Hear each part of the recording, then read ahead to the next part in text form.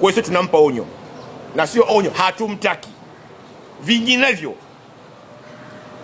tutachukua hatua nyingine ambao tutajua sisi wenyewe.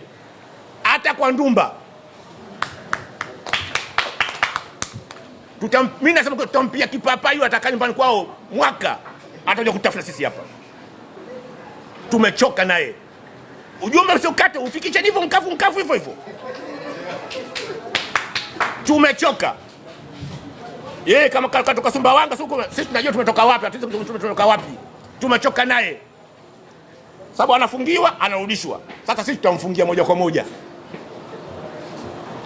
Maana anakuja kwa maagizo, baki sasa miaka 10. Na kweli ni ya miaka 10 yao inatimia. Hata refarii namba 2 alikuwa msaidizi wake. Zaidi aliona kasa penalty iko zaidi kabisa. Anaangusha nani wingi wetu yule. Kashinda kumwambia refarii, kuonesha kibandia kama bwana hii ni penalty. Kwa sababu lao loti moja. Toka kule ushapata maagizo. Maagizo haya sisi tutafanyia kazi. Na sio kwa huyu peke yake. Yoyote atakayekuja kutufanyia Simba hilo, sisi tutamkaja kitako.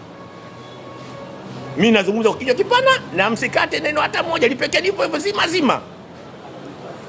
Kama yeye anafungiwa misita mwaka anaulishwa, sisi tutamfungia, atakaa kwao huko Rukwa, hata kuja tena Dar kuchezesha hapa.